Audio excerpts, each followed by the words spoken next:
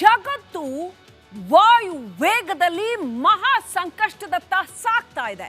ಯಾಕೆ ಹೀಗೆ ಹೇಳ್ತಾ ಇದ್ದೀನಿ ಅಂತಂದ್ರೆ, ಒಂದ್ ಕಡೆ ಇರಾನ್ ಮತ್ತು ಇಸ್ರೇಲ್ ತಂಪಾಡಿಗೆ ತಾವು ಏನೋ ಒಂದು ಯುದ್ಧ ಮಾಡ್ಕೋತಾ ಇದ್ವು.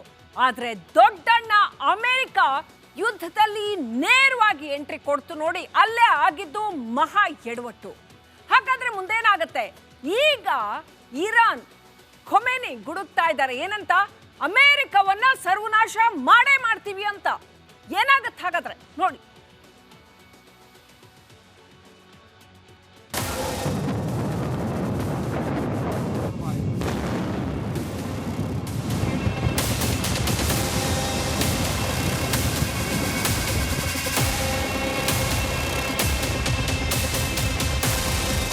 ಅಮೆರಿಕ ಇಸ್ರೇಲ್ನಿಂದ ಹತ್ಯೆಯ ಬೆದರಿಕೆ ಎದುರಿಸುತ್ತಿರುವ ಇರಾನ್ ಸರ್ವೋಚ್ಚ ನಾಯಕ ಖಮೇನಿ ಉತ್ತರಾಧಿಕಾರಿ ಹುಡುಕಾಟ ಆರಂಭಿಸಿದ್ದಾರೆ. 4ರಲ್ಲಿ 3 ಹೆಸರನ್ನ ಫೈನಲ್ ಮಾಡಿದ್ದಾರೆ. ಹಿರಿಯ ಶಿಯಾ ಇಸ್ಲಾಮಿಕ್ ವಿದ್ವಾಂಸರಿಗೆ ಆಯ್ಕೆಯ ಹೊಣೆ ಒಪ್ಪಿಸಿದ್ದಾರೆ. ಆದರೆ ವಯಸ್ಸು 86 ಆದರೂ ಖಮೇನಿಯ ಕಿಚ್ಚು ಕಮ್ಮಿ ಆಗಿಲ್ಲ. ಅಮೆರಿಕದ ವಿರುದ್ಧ ಸೇಡು ತೀರಿಸಿಕೊಳ್ಳಬೇಕು ಎನ್ನುವ ಹಠಕ್ಕೆ ಪೆಟ್ಟು ಬಿದ್ದಿಲ್ಲ. ಅಮೆರಿಕದ ಹೃದಯಕ್ಕೆ ಹೊಡೆಯಲು Iran sketch. Khamenei master plan ತಿಳಿದು ದಂಗಾದ ಟ್ರಂಪ್ ಅಮೆರಿಕ ಯುದ್ಧಕ್ಕೆ ಎಂಟ್ರಿ ಕೊಟ್ಟು ಇರಾನ್ನ ಪರಮಾಣು ನೆಲೆಗಳ ಮೇಲೆ ಏರ್ ಸ್ಟ್ರೈಕ್ ಮಾಡಿದೆ. ಇದರ ಬೆನ್ನಲ್ಲೇ ಇರಾನ್ನ ಸುಪ್ರೀಂ ಲೀಡರ್ ಆಯತೊಲ್ಲಾ ಅಲಿ ಖಮೇನಿ ದೊಡ್ಡಣ್ಣನಿಗೆ ಖಡಕ್ ಎಚ್ಚರಿಕೆ ಕೊಟ್ಟಿದ್ದಾರೆ. ಅಮೆರಿಕ ಹಿಂದೆಂದೂ ನೋಡಿರದಷ್ಟು ದೊಡ್ಡ ನಷ್ಟ ಅನುಭವಿಸಲಿದೆ ಅಂತ ಗುಡುಗಿದ್ದಾರೆ. ಖಮೇನಿ ಮಾತುಗಳ ಬೆನ್ನಲ್ಲೇ ಇರಾನ್ನ ಟಾರ್ಗೆಟ್ ಲಿಸ್ಟ್ನಲ್ಲಿರೋ ಜಾಗಗಳ ಪಟ್ಟಿ ಬಿಡುಗಡೆ ಮಾಡಲಾಗಿದೆ. ಅಂದರೆ ಇರಾನ್ ಈಗ ನೇರವಾಗಿ ಅಮೆರಿಕದ ಮೇಲೆ ದಾಳಿ ಮಾಡಲು ಸಜ್ಜಾಗಿದೆ ಅನ್ನೋದು ಸ್ಪಷ್ಟ.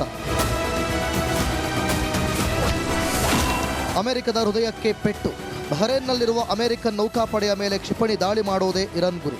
ಜೊತೆಗೆ ಹರ್ಮಸ್ ಜಲಸಂಧಿಯನ್ನ ಅಮೆರಿಕನ್, ಬ್ರಿಟಿಷ್, ಜರ್ಮನ್ ಮತ್ತು ಫ್ರೆಂಚ್ ಹಡಗುಗಳಿಗೆ ಮುಚ್ಚೋದು ಇದು ಸುಮ್ಮನೆ ಬೆದರಿಕೆಯಲ್ಲ. ಇದು ಇರಾನ್ನ ಮುಂದಿನ ತಂತ್ರಗಾರಿಕೆಯ ಸುಳಿವು. ಈ 2 ಜಾಗಗಳು ಯಾಕೆ ಇಷ್ಟೊಂದು ಮುಖ್ಯ ಅನ್ನೋದನ್ನ ಅರ್ಥ ಮಾಡಿಕೊಂಡ್ರೆ ಇರಾನ್ ಎಂಥ ದೊಡ್ಡ ಹೆಜ್ಜೆ ಇಡಲು ಹೊರಟಿದೆ ಅನ್ನೋದು ಗೊತ್ತಾಗುತ್ತೆ. ಬಹರೇನ್ನಲ್ಲಿ ಅಮೆರಿಕದ 5ನೇ ನೌಕಾಪಡೆ ನೆಲೆಗೊಂಡಿದೆ. ಇದು ಕೇವಲ ಒಂದು ನೌಕಾಪಡೆಯಲ್ಲ, ಇಡೀ ಮಧ್ಯಪ್ರಾಚ್ಯ, ಪರ್ಷಿಯನ್ ಗಲ್ಫ್, ಕೆಂಪು ಸಮುದ್ರ ಮತ್ತು ಅರೇಬಿಯನ್ ಸಮುದ್ರದಲ್ಲಿ ಅಮೆರಿಕದ ಎಲ್ಲ ನೌಕಾ ಕಾರ್ಯಾಚರಣೆಗಳನ್ನು ನೋಡಿಕೊಳ್ಳುವ ಪ್ರಮುಖ ಕೇಂದ್ರ ಅದು. ಒಂದು ವೇಳೆ ಇರಾನ್ ಕ್ಷಿಪಣಿ ದಾಳಿ ಮಾಡಿದರೆ ಅದು ನೇರವಾಗಿ ಅಮೆರಿಕನ್ ಸೈನಿಕರು ಮತ್ತು ನಾಗರಿಕರನ್ನ ಗುರಿಯಾಗಿಸುತ್ತೆ. ಇರಾನ್ನ ರೆವಲ್ಯೂಷನರಿ ಗಾರ್ಡ್ಸ್ ಕೂಡ ಅಮೆರಿಕ ಶಿಕ್ಷೆಗಾಗಿ ಕಾಯಬೇಕು ಎನ್ನುತ್ತಿದೆ. ಒಂದು ವೇಳೆ ಇರಾನ್ಗೆ ರಷ್ಯಾ, ಚೀನಾ, ಉತ್ತರ ಕೊರಿಯಾ ಬೆಂಬಲ ಸಿಕ್ಕರೆ 3ನೇ ವಿಶ್ವ ಯುದ್ಧ ಶುರುವಾದರೂ ಅಚ್ಚರಿಯಿಲ್ಲ. News desk, Republic Kannada. ಜಗತ್ತು ವಾಯು ವೇಗದಲ್ಲಿ ಮಹಾ ಸಂಕಷ್ಟದತ್ತ ಸಾಗ್ತಾ ಇದೆ. ಯಾಕೆ ಹೀಗೆ ಹೇಳ್ತಾ ಇದ್ದೀನಿ ಅಂತಂದ್ರೆ, ಒಂದ್ ಕಡೆ ಇರಾನ್ ಮತ್ತು ಇಸ್ರೇಲ್ ತಂಪಾಡಿಗೆ ತಾವು ಏನೋ ಒಂದು ಯುದ್ಧ ಮಾಡ್ಕೋತಾ ಇದ್ವು. ಆದ್ರೆ ದೊಡ್ಡಣ್ಣ ಅಮೆರಿಕ ಯುದ್ಧದಲ್ಲಿ ನೇರವಾಗಿ ಎಂಟ್ರಿ ಕೊಡ್ತು ನೋಡಿ, ಅಲ್ಲೇ ಆಗಿದ್ದು ಮಹಾ ಎಡವಟ್ಟು. ಹಾಗಾದ್ರೆ ಮುಂದೇನಾಗತ್ತೆ? ಈಗ ಇರಾನ್ ಖೊಮೇನಿ ಗುಡುಕ್ತಾ ಇದ್ದಾರೆ ಏನಂತ, ಅಮೆರಿಕವನ್ನ ಸರ್ವನಾಶ ಮಾಡೇ ಮಾಡ್ತೀವಿ ಅಂತ. ಏನಾಗತ್ತೆ ಹಾಗಾದ್ರೆ ನೋಡಿ.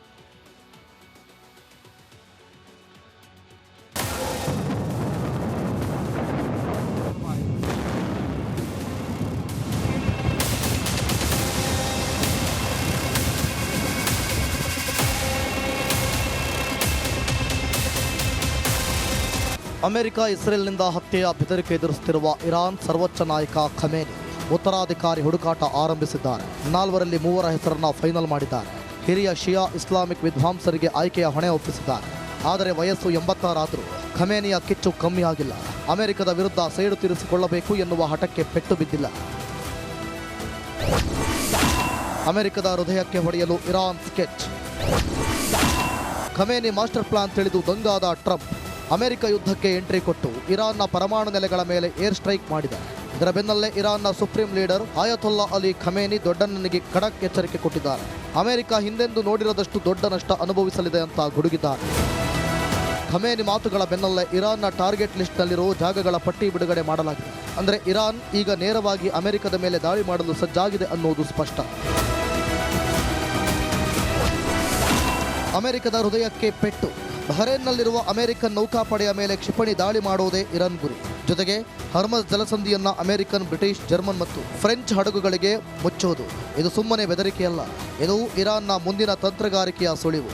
ಈ ಎರಡು ಜಾಗಗಳು ಯಾಕೆ ಇಷ್ಟೊಂದು ಮುಖ್ಯ ಅನ್ನೋದನ್ನ ಅರ್ಥ ಮಾಡಿಕೊಂಡ್ರೆ ಇರಾನ್ ಎಂಥ ದೊಡ್ಡ ಹೆಜ್ಜೆ ಇಡಲು ಹೊರಟಿದೆ ಅನ್ನೋದು ಗೊತ್ತಾಗುತ್ತೆ. ಬಹರೇನ್ನಲ್ಲಿ ಅಮೆರಿಕದ 5ನೇ ನೌಕಾಪಡೆ ನೆಲೆಗೊಂಡಿದೆ.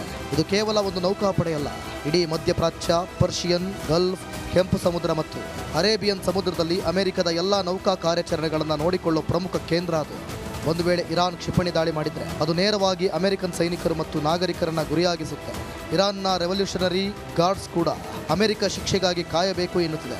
ಒಂದು ವೇಳೆ ಇರಾನ್ಗೆ ರಷ್ಯಾ, ಚೀನಾ, ಉತ್ತರ ಕೊರಿಯಾ ಬೆಂಬಲ ಸಿಕ್ಕರೆ 3ನೇ ವಿಶ್ವ ಯುದ್ಧ ಶುರುವಾದರೂ ಅಚ್ಚರಿಯಿಲ್ಲ. News desk, Republic Kannada. ಜಗತ್ತು ವಾಯು ವೇಗದಲ್ಲಿ ಮಹಾ ಸಂಕಷ್ಟದತ್ತ ಸಾಗ್ತಾ ಇದೆ. ಯಾಕೆ ಹೀಗೆ ಹೇಳ್ತಾ ಇದ್ದೀನಿ ಅಂತಂದ್ರೆ, ಒಂದ್ ಕಡೆ ಇರಾನ್ ಮತ್ತು ಇಸ್ರೇಲ್ ತಂಪಾಡಿಗೆ ತಾವು ಏನೋ ಒಂದು ಯುದ್ಧ ಮಾಡ್ಕೋತಾ ಇದ್ವು. ಆದ್ರೆ ದೊಡ್ಡಣ್ಣ ಅಮೆರಿಕ ಯುದ್ಧದಲ್ಲಿ ನೇರವಾಗಿ ಎಂಟ್ರಿ ಕೊಡ್ತು ನೋಡಿ, ಅಲ್ಲೇ ಆಗಿದ್ದು ಮಹಾ ಎಡವಟ್ಟು. ಹಾಗಾದ್ರೆ ಮುಂದೇನಾಗತ್ತೆ? ಈಗ ಇರಾನ್ ಖೊಮೇನಿ ಗುಡುಕ್ತಾ ಇದ್ದಾರೆ ಏನಂತ, ಅಮೆರಿಕವನ್ನ ಸರ್ವನಾಶ ಮಾಡೇ ಮಾಡ್ತೀವಿ ಅಂತ. ಏನಾಗತ್ತೆ ಹಾಗಾದ್ರೆ ನೋಡಿ.